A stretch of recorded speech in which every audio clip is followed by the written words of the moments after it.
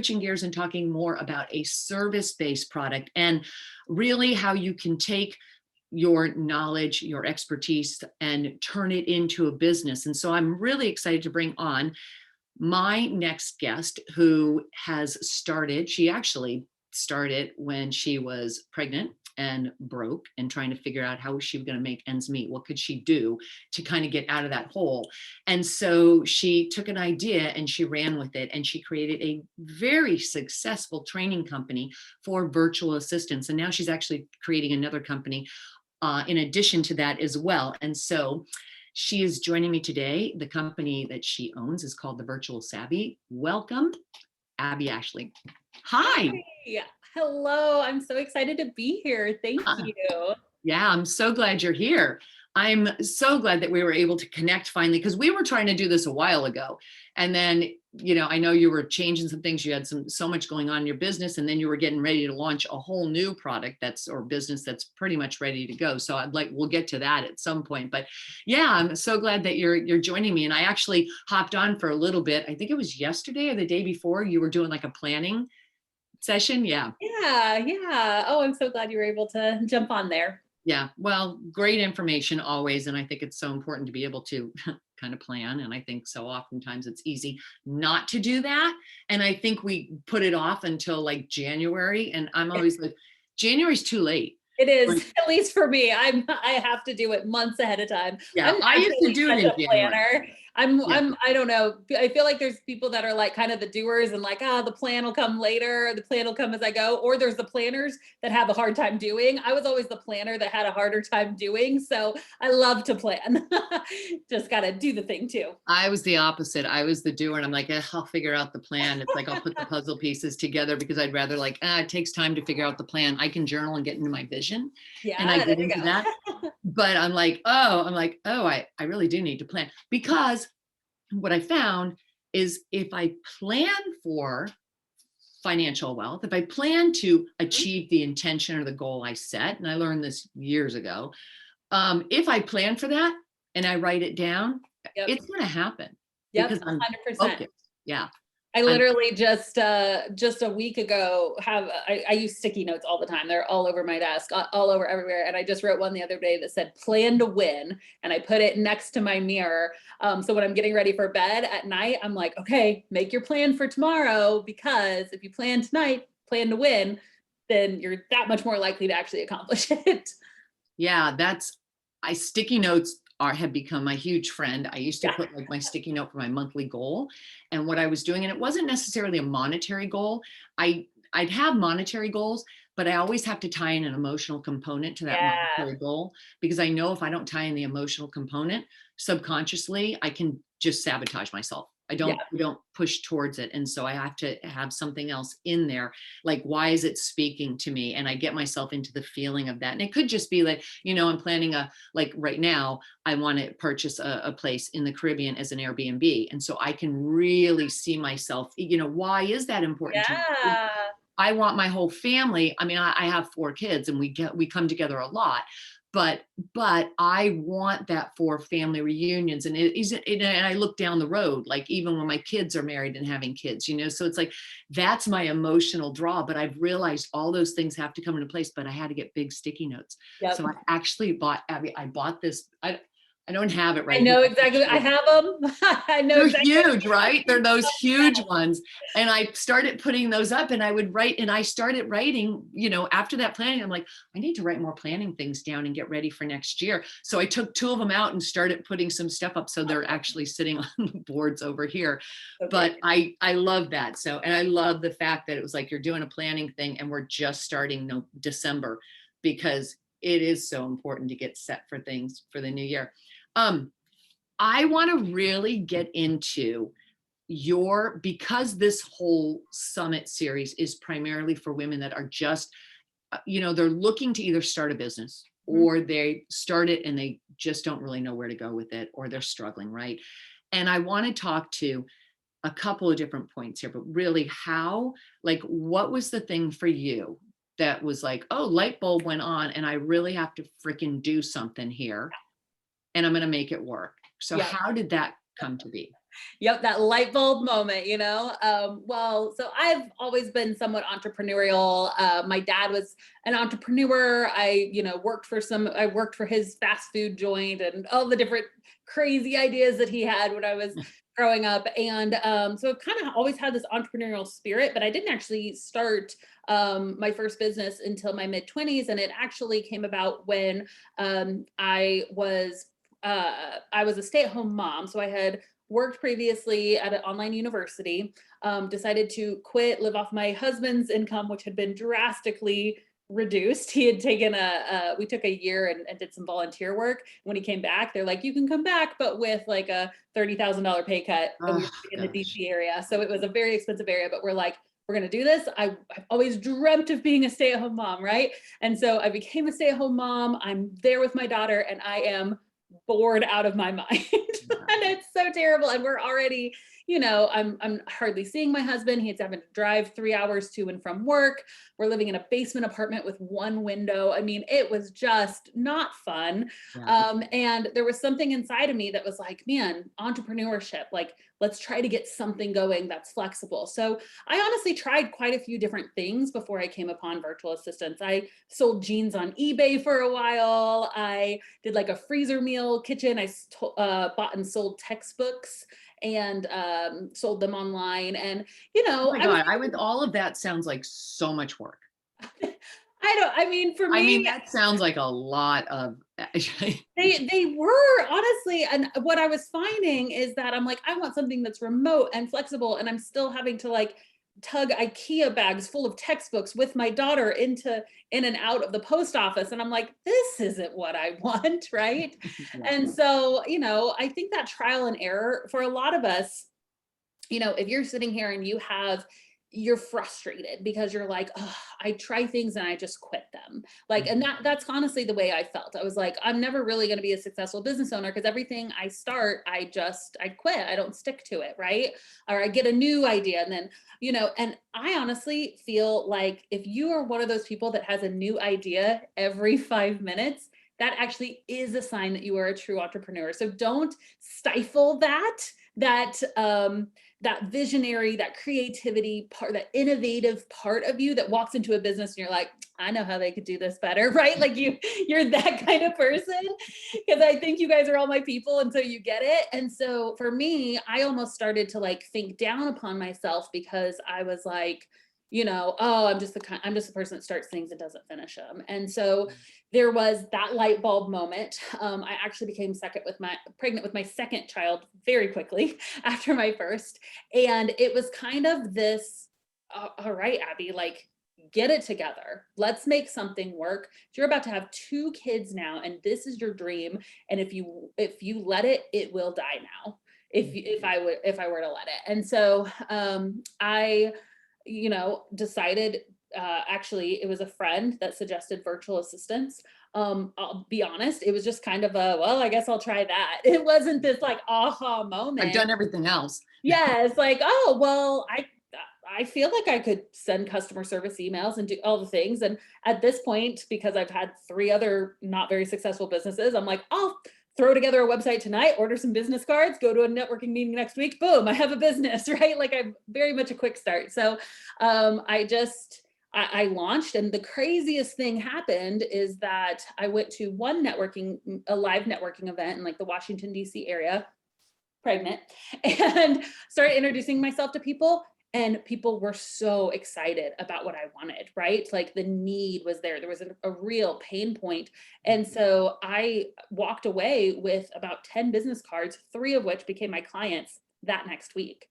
And it Wow. was just like, oh, I have a business. I have to figure this out, right? And I think, one of our core values at our company now is action over perfection. And I think that it was just that. It was just like, okay, like, let me go out there, and this thing started working, and I actually enjoyed it, and I just stuck with it. So That's such a key part of business. And I love that that is a core value of yours, because yes, action over perfection, and just take that action. Action creates clarity. We know that things are going to change and evolve. And one of my other guests later, we're going to talk a little bit more about that clarity component, but things will change and evolve. But I would get so stuck sometimes and like, oh, what color do I want my font, Yeah. my website to be? What font should I use? It'd be like, I'll get it done when I pick the right font. And it was like, come on, like Mhm. just get out there. And you're right. Like you can create a website or at least a one page, a landing page, like pretty quickly. There's so many templates out there now. Doesn't have to look 100% perfect. Oh, Plus, you're probably going to change. Like you probably change color, exactly. It'll logo. change next week anyway, so it's fine. I have so many people that say to me, I just know I got to figure out a logo. I'm like, you don't need a logo to start business. People don't care what your logo is to pay you money if you're providing a valuable service. Exactly. Yep. Yeah. So I'll do what, and I'll teach our students this too. I'll tell them to make decision deadlines.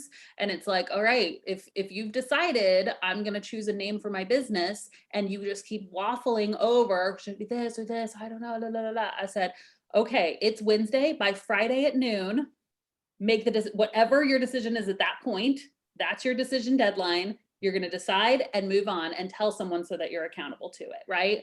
And so we make these little decision deadlines along the way in our business so that we're just not, it's just so easy. It's so easy, especially if you're like a natural perfectionist, which, confession, I am. So yeah, I get it.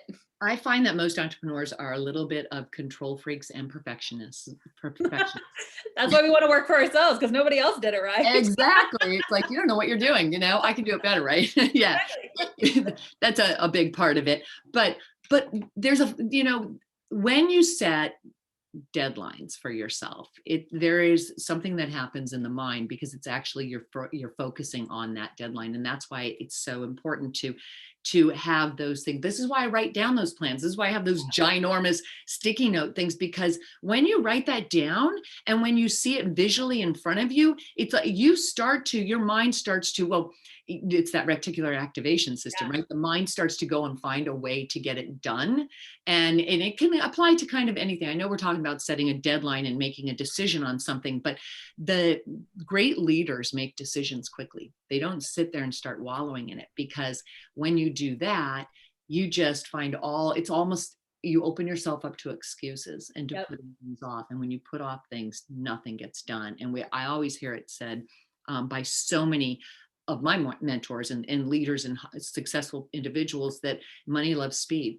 Like Mm, make the decision and go on. And even if it turns out to be that perhaps it wasn't a very well researched decision for you or it didn't work out, like I just heard Elise talk about, she knew that the jewelry she was going to put out in this one thing that people were asking her to do just didn't feel right, but she did it. But you know what?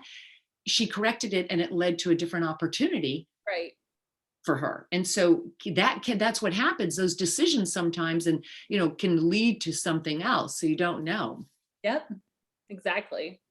The deadlines are so important in business, but it's the other thing that was that you went out and you showed up. Like you didn't just sit there and go, okay, well, I've got my business cards and so maybe I'll bring it up. If we put ourselves out there, and I think this is a big thing for people Oh hold yeah. themselves back.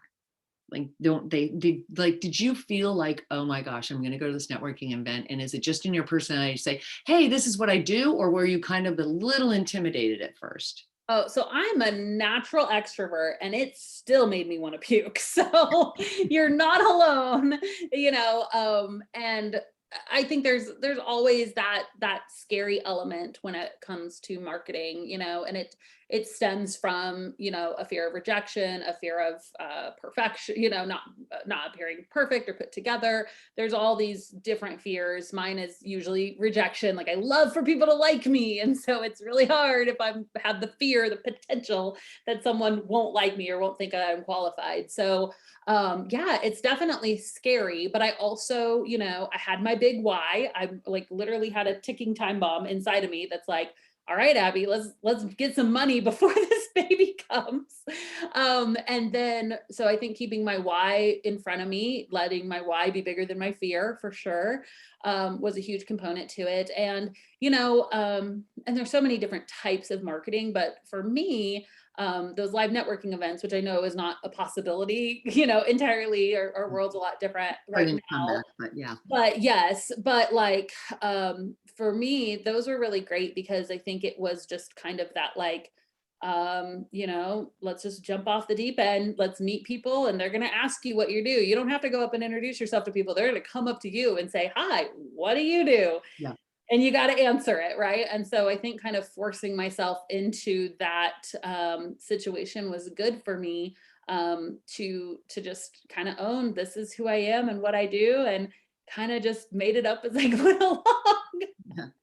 But it's being clear too on what you do, because at that Yeah. moment it was like, I am now doing like virtual assistant work and maybe admin work or whatever. It's like, this is how I can support you in your business, and it's knowing how to answer that question.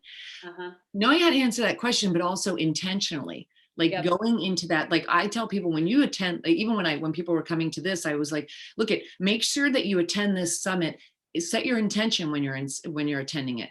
Yes. Anything that you're doing, set that intention first, because you're going to get out of it what you intend to get out of it, and you'll get the most out of things. We're always learning. There's always something that we can glean from something. And I always say too, when you ask the questions, they're always going to be answered.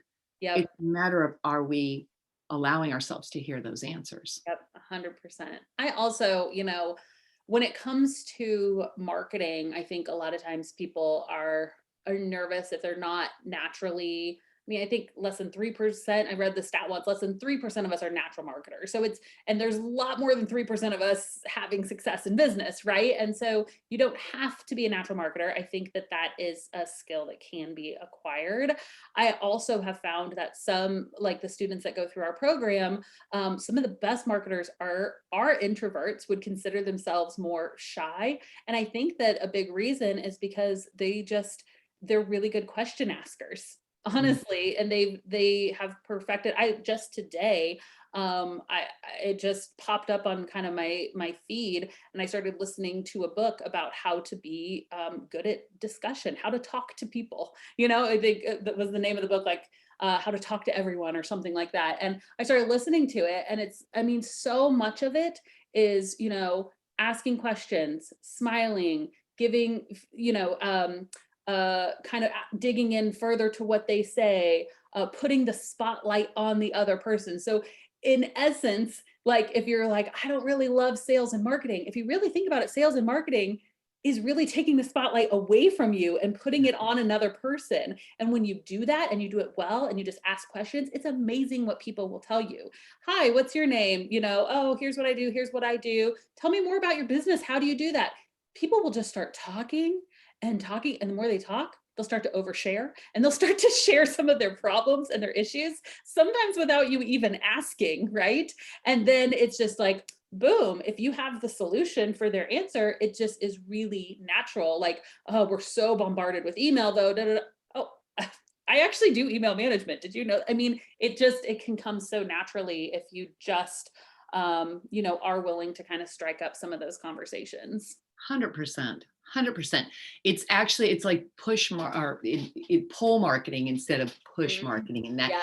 or like you said, if you put the spotlight on them, if you ask questions, you can get anybody to start sharing that information. And people will, and you see this a lot with people that are like clients of mine that are thinking, okay, now I want to create a course or something. It's like, don't you dare create a course until you know what people want, because we think we know what people want. And I remember when I first created a course, it was like, Yep. okay, everybody's going to want this because it's so good. And then it's like nothing, right? Exact same story. Yes. Really? Oh yeah, this is how dumb I was. Just don't do this, people. Okay.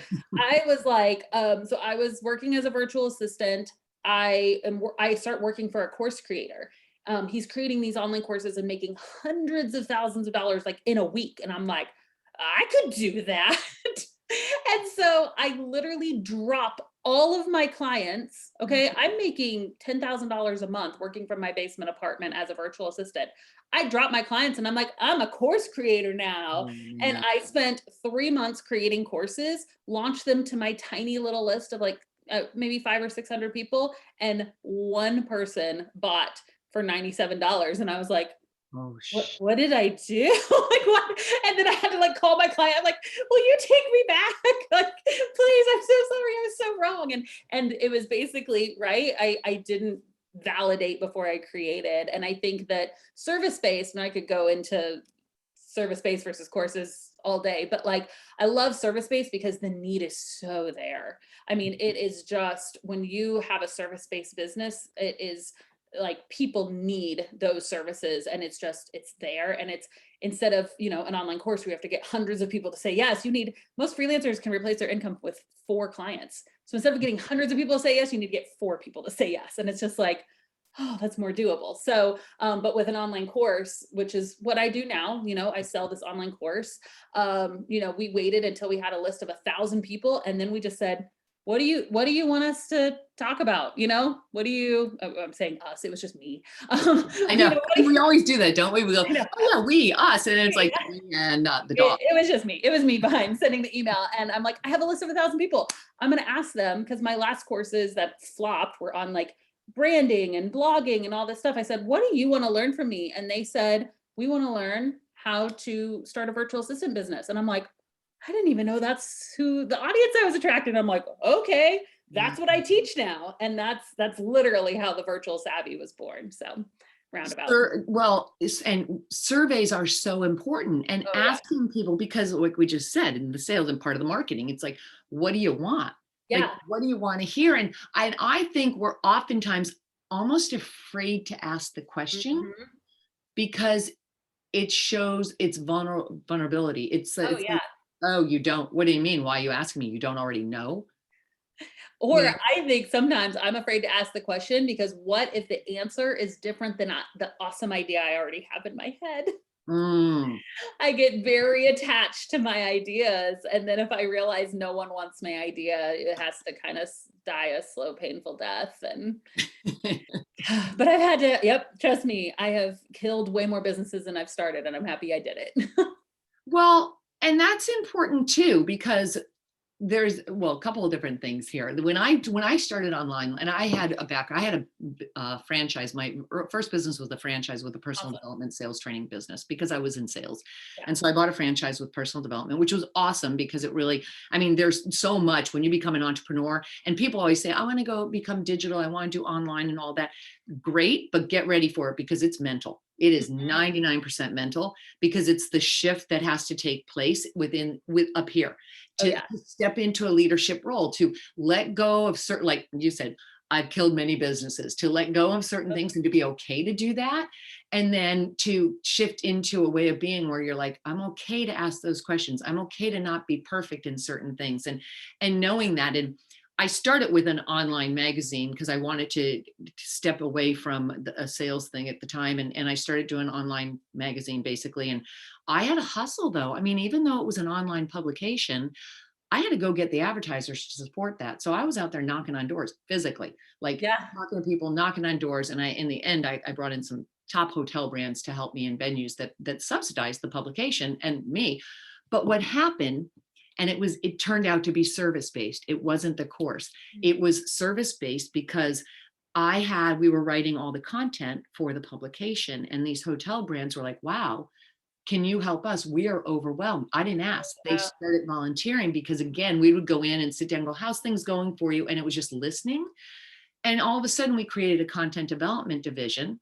And then from that, the production company that I still own today, the event production company, is going. But the content development, I learned, oh my gosh, I can't do it by myself. Like it was, that magazine was me, not we. And I ended up hiring, now see, if I had virtual assistants at the time, I would have, but I outsourced at that time to English students and journalism students because it was quick. They knew how to write without plagiarizing. And, so I had to kind of manage that, but I did end up you have to also realize where your time is better spent. And I knew that both those things, like the publication and the content development, they'd served their purpose for me. and they launched me into something bigger. I have the event production company. I keep it very tight with red carpet media events and the summits. And then the summits are really working with entrepreneurs because I've done that. I've started in many businesses and I've built them and I've done the online. So, but I had to learn to let that go. And that Mhm. was hard because it was like my baby, but at the same time, it had served its purpose. And I was Yep, like, I've outgrown this. And I think it's like a child, like you outgrow certain things, yep. you have to go in. So for you, like, when did you think, okay, the course didn't work, that one didn't work. And yeah, I've been doing this, but I want to play a bigger game now. Mm. Like, and was it just when you were asking people, how, what do you want me to teach you? And then is that like, okay, I'm going to develop this whole school around it? Yeah, so essentially I think there's so many different aha moments. It's so crazy because I feel like I never would have imagined, sitting at home with my two little babies, like thinking about like what kind of business could I start. I don't think I ever would have in my head imagined I'm gonna have a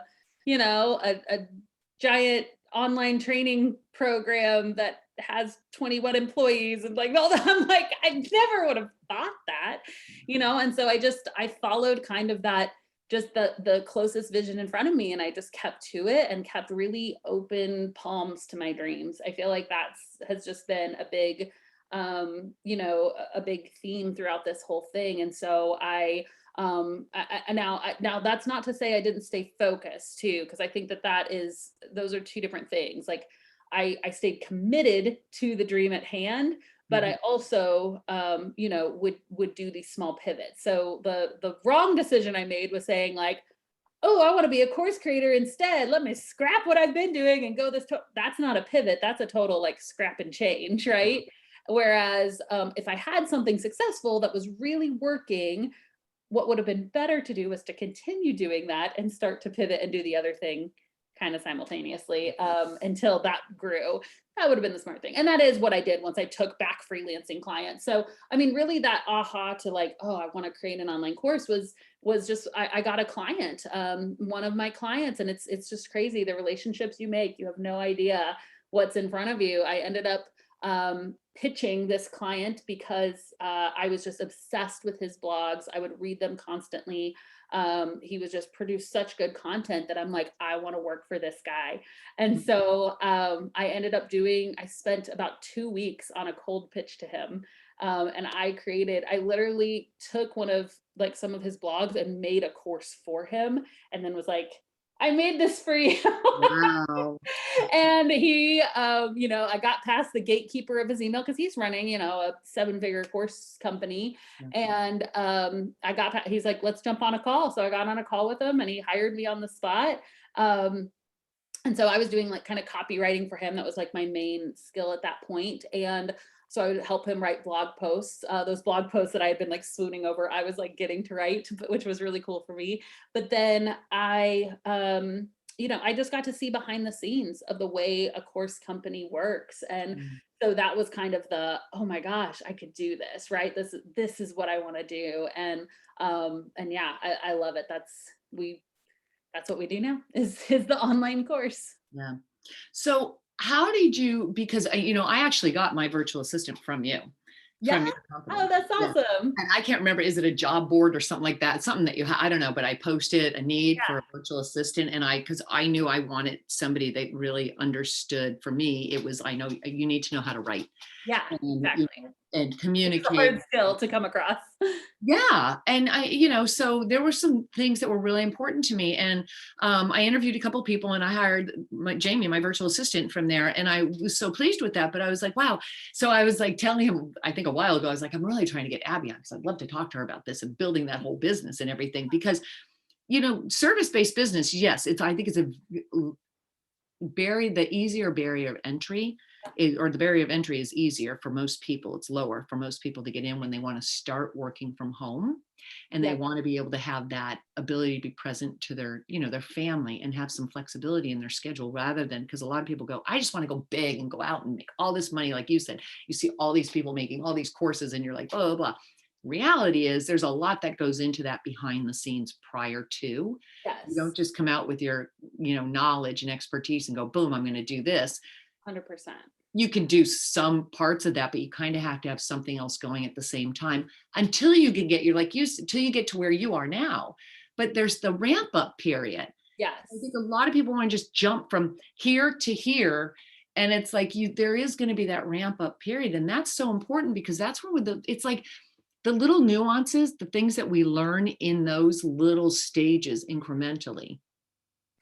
I always tell people, I believe that whether it's virtual assistants or some kind of, service-based business, I mean, any service-based business, right? Even if it's not online, but service-based businesses are the fastest way to make money, in my opinion. I mean, you think like you literally could go out and mow lawns right now if you needed to.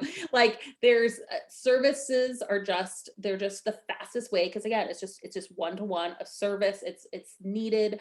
And I love because they really are scalable. I'm good friends with Kate All of Simple Pin Media. She runs a $1 million plus Pinterest agency. It's a service-based, and so that is definitely possible if you want to grow that, or it can be an amazing stepping stone to fund your bigger dream, right? Or maybe not even bigger dream, but like whatever the other dream is that you have. And so if you have the time and the capacity that you're like, I don't really need to make money quickly and I want to pursue XYZ, which isn't service-based, it's a course or it's something, different that's going to take time. It's kind of that, services is one-to-one, an online course is one-to-many. So you need lots of people, which means you need more traffic, more all the things that takes time to build. And so if you want to be a huge successful blogger, awesome. Do that. If you don't need money right away, you're good. If you do need money right away, that takes a while to ramp that up. Exactly. If you need money right away, then do your blog, let it build, and all those skills that you're using to create a blog, offer them as services. And it's just then you get the combo of your quick money and your long game money, right? And so I'm obsessed with starting with services, just because it's quicker money, it's the relationships, it's building on your skills, it's so much. It's building on your skills and it's the relationships too, because those are key, and those are going to be key because it's the relationships that are going to enable you to start building your business down the road, no matter what that business is, because of the referrals, because of the testimonials, because of all of those things. So you had mentioned something though, that you didn't have, like, you stayed with the vision at hand, like what was right in front of you and focused on that. So did you didn't have this like huge, like, I'm going to build this agency that's going to be blah, blah, blah. Was it more like, okay, I can see this right here and this is where I'm going? Yeah, I feel like I've always had like kind of like micro, now I feel like I have a bigger vision. I don't know if I even had that back in the day. It was just kind of like, oh man, I'd love to make some money. I'm making money. Ooh, what if I could make like $10,000 a month and have like some subcontractors? Boom. Oh, wow. Look at this online course thing. What if I could like do that? That would be cool. Did it unsuccessfully, then did it again and it worked, right? And once I had that list, I launched my very first course launch. I had 1,000 people on my list, sold a course for $499. I actually pre-sold the idea. I hadn't even created the course yet. So $499, 16 people bought. So I made $8,000 in a week. And I was like, oh, wow. I'm onto something. Oh, this works. Okay, now I got to create the thing and then I'm going to relaunch it, right? And so that's kind of how that happened. And so then it was like, oh, now I have a course that's making money. I wonder if I could make 6 figures with this course. Boom. I wonder if I could make, $500,000 with this. Boom. I wonder if I could make $1 million with this. Boom. And then I just kind of keep setting my sights a little higher. And so that's kind of, and now I pull back and I'm like, oh, it'd be so cool if boom, boom, boom, boom, boom. And I have all these ideas because I've always had the ideas, but it's always just like, okay, but like finish the goal that you've set. Yes. Like, let me achieve this. Once I'm there, then I can set another one. Once I'm there, so like, for instance, so we're building another company right now. We're building a marketplace for clients and freelancers to connect. It's a place for, small business owners to hire vetted, mission-minded freelancers is the goal. And so we're creating this. It's totally different than any kind of business I've ever created. And I'm not going to lie, there's been a few times where I'm like, could I just throw in the towel and start something different? Like, I'm really good at starting things. I'm not so great at executing. And I'm just like, I'm like all ready to start the next business already. And it's like, nope, you set out to do this. You're going to finish this.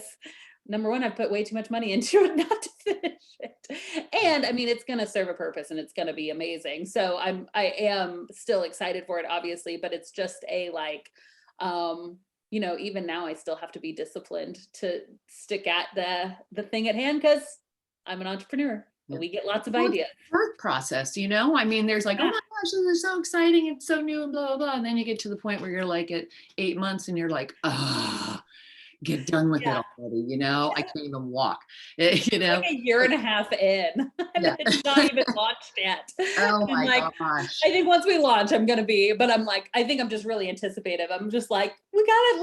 Let's get people in here. Well, you know why? Because you've done so much work already and you can see it. And then it's like, okay, I'm so ready. How much longer Yeah. is this going to take? And it's, you know, that there's that little period of time where you're like, I'm Mhm. over it. But being focused and staying in the task at hand, like staying in that step is so important when you're growing a business. And so often, how many times do we, like I did this when I first started, and this is what I think derailed me.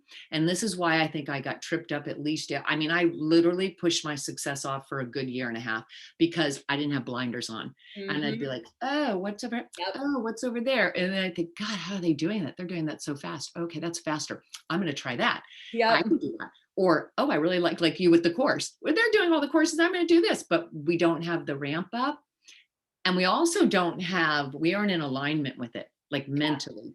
And if Yep. you aren't there, if you haven't learned how to step into your own leadership of your own self and what you're doing, meaning staying focused on the task at hand and taking like one step and chunking it into different, you know, kind of compartmentalizing things until you can get to that big picture, you really can shoot yourself in the foot. Yeah. Because that's where I think so many entrepreneurs fail. And then they kind of abandon ship. And it's like, Mhm. whoa, you don't have to do that. Like Yeah. I tell people all the time, because I work with so many people just starting, it's like, you don't need to have your whole big picture. Nope. You need to know what you want your life to look like. Yes. Like, Yeah. what do you want your day to day to look like? What brings you joy? Because your business will be the machine that will support that, 100%. not you, because you're going to grind yourself crazy just trying to keep up with everything. But you'll get there, but you can't get there because you can't see the forest through the trees, right? So you Yeah. kind of have to start like smaller and go, what's really important to me right here? So when you build, like I want to get into both of these a little bit, but when you build Virtual Savvy and you have you're training virtual assistants how to run their business, right? There's a lot that goes into that.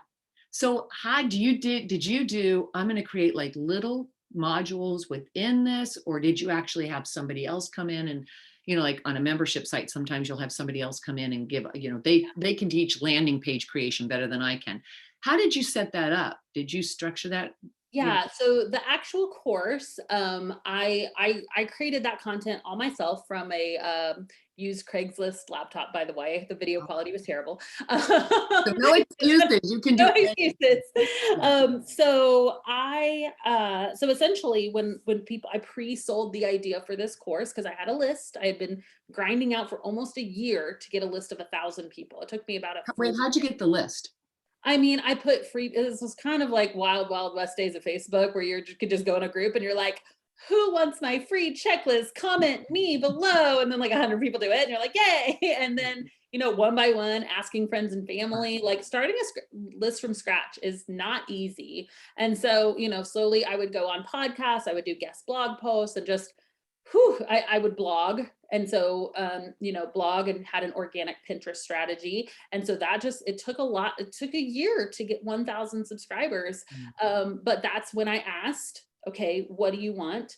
They told me, we want to learn about virtual assistants. All right, check. Cool. The Virtual Savvy now teaches people to become virtual assistants. I kind of lucked out on my name because that's not what I was teaching at first. And so, which funny enough, I actually woke up in the middle of the night with that business name. I literally woke up and I said, the Virtual Savvy. I wrote it down on a notepad, went back to bed, Oh and my that's what I gosh. named my business before virtual assistants was even like an idea. I was just, yeah. Anyway, so people said, we want this course on virtual assistants. I said, awesome. I created a sales page for it. And I just took a pen and paper and I was like, what were the steps I took to become a virtual assistant? Boom, boom, boom, boom, Mm. boom, boom. I wrote them down. And those became my module titles. And I said, this is what my course will teach. Yeah. Boom, boom, boom, boom, boom. Pre-sold it, had 16 people buy. So I released a schedule to them and I said, okay, over 12 modules. So over the next, I think it was 12 weeks, which was very ambitious, I will release a module a week explaining each one of these, right? Smart, And so then smart, I smart, just smart. released it as we went. So they were going through the course. And yeah, it was me kind of helping those 16 students, still freelancing. I was really just doing the one client at the time. Yeah, I didn't really rebuild my agency. I just kind of did some high end, like copywriting at that point. Right.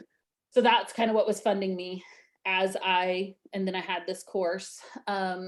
And then, yeah, so that's basically how I took what people gave me, how I created it. So I created all of that content. Now, I will say later on, a couple years in, we created a secondary product. Again, it was a couple years before I created a second product. I feel like that's important to note. Felt like I had really done my first thing well before I moved on to the next. And we created a membership. And so it's essentially a tech membership. So we have a Zoom course, we have a ConvertKit, a Canva, a MailChimp, a Trello course. We have all these tech courses for virtual assistants, business owners that they can take and learn all the different tech. And I was like, I don't know this. So we invite guest experts in to actually create the majority of those courses. So I think both models can work. I will say inviting other people in, for us, it worked best once I actually could pay them to create the content. So that was, once my business was sustainable enough that I was like, I can launch this product, have people, and I'll make more from the product than I'm paying people to do the courses. It was just like a no-brainer. Right. Right. But that's such a smart way to do it, in that you're releasing one module at a time. So you're not killing yourself going, oh my God, I have to get all this done and then release it. And also because you can get feedback from people. So you can figure out, okay, what do they really need? And do I need to kind of change a little bit of this as I go forward? I love it that you did it that way. The building a list is so crucial to the success of business in today, especially in today. Well, I mean, you always have to have your pipeline filled. You have to be prospecting. You have to be filling your pipeline in the, offline. You have to make sure that you're out there, you're networking, you're getting those people in. But online, that's so important. And I see oftentimes people trying to build their list off social media and not having a link to a autoresponder, a way for you to collect the email. And you never want to do that. Like that, if social media goes down just because you have 4,000 or 15,000 or 20,000 followers, I don't care. If you don't have their emails, that doesn't mean anything. And the algorithm doesn't matter what platform. I mean, everybody, the algorithm changed. Yeah, it does, and it will. And so I mean, we show up on different social platforms, but like it's always. I mean, we now base our business projections off of our list size. It's like, well, our list is at this. We're growing at this rate. So by the end of the year, we'll be at this list size, and we literally plan how much money we're going to make based off of what our list size is. It's like the main indicator of our entire business. I will say this, for a course-based business, because we are a one-to-many model, you don't have to have a massive list. If you're selling one-to-one, just go build those relationships. Yeah. I will say that virtual assistants, freelancing, I feel like is different. I feel like a list is a great thing you can add on once your client base is full. But just do the one-to-one marketing if you're doing services. Well, and for group coaching too can fit into that with, like courses and such, because it's one-to-many again, and there can be different levels. There can be a base level and then go on to VIPs or into retreats or something else. But having that list is so important. And when I first started, when I created a course, I didn't really have much of a list. And so I was thinking, I can run Facebook ads, and look, I'll just do that and I'll sell them. I mean, it was such a waste, but I learned a lot, and that's when I learned, okay, wait, I have to go back to square one. I have to survey. Maybe that's important. I have to really network. I have to show up more, because even though I had been a business owner, even though I had been in sales, it was easy for me to just kind of go, I just want to go online. So I can hide behind the computer. And I just wanted a break for a while. I was like, I don't want to have to go out there and do all that. And then it was like, oh no, that doesn't work that way. Like you still have to have Right. people, remember? You know, it's a key part of it. But I love that you have set up that whole school because as I said, you know, I've got my virtual assistant from your school and I think it's so helpful to so many people that are just starting out that you can start. And with even just 4 clients, if you said, you can actually get away from maybe that 9 to 5 job and free up some time so that if there is something else that you want to go on and do, you can do. Or if you want Yep. to specialize, like maybe you become the specialist in just landing page creation Yep. as a virtual assistant. And that can open up like a whole nother area for you, which I love that. And so I want you to speak because I know you mentioned it. You've been birthing this thing for a long time, trying to get this whole freelance company up and running. So is that going to be something that's based like, you know, like there's Fiverr and things like that. And I think it's Upwork, right? But where it's going to be based in the US, how are you looking at bringing this on? Yeah, so I mean, it's definitely not a closed market. However, just honestly, for functionality wise, we're having to start off with like US dollars and all of that with, we're only launching in English just for simple cost reasons. Right. So it's not necessarily a focus on that as much as a focus on really hiring for culture fit and all the things that we've learned about hiring and hiring well and how hiring the right people can be a complete game changer if you're in that scaling phase of your business. We've learned so much about it and we're like, there isn't really a place for you to go and find a freelancer to help in your business, that really puts that mission focus in the forefront, that hiring for culture fit and for and we did the same thing. We pulled our audience, we pulled about 250 people and asked like, what's your biggest frustration with the marketplaces that are out there right now, the Upworks, the Fivers, right? What are your biggest frustrations with those? And we literally took their feedback, and that's what we're creating is a marketplace that our freelancers, there's a vetting process. So that's one element. We're actually not taking a percentage of the job fee. So it's a different pricing model than most of the other sites that are out there. It is, a lot focused on connection. And so there's a lot of video integrated into the site. You can apply. We really highly encourage people to post job opportunities with videos, to hire with kind of almost like a Loom. If you've ever used the Yes. software Loom type Yep. element where you can record a video and do a personal introduction. And in order for someone to hire on the site, they need to write down their company's mission and values, because we're trying to connect. There'll be advanced search features so you can search by people's personality type and Oh, I love different that. just different elements that are going to make it unique. And honestly, we're just doing the things that people asked for. Yep.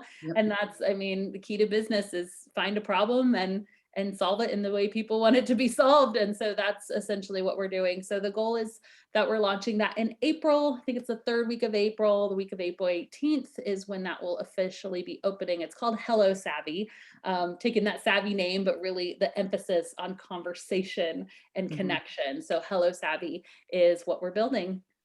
Fantastic. Oh, guys, I know I'll be excited that that's finally here. But you're right that, you know, you don't know what that kind of need is. We might have that idea, but again, you go back to we polled our audience. Mhm. And that's so important. And even if people like I tell my entrepreneurs, if you don't have an audience yet, a full and fully engaged audience, it's okay to poll in different groups. Oh, You yeah. know, if you need to do that initially in software, I mean, in social media groups to figure that out, do it because it will at least start. And it's also a good way to build your list as long as you have a list Exactly. in there, right? Fill out the survey Yeah. type thing.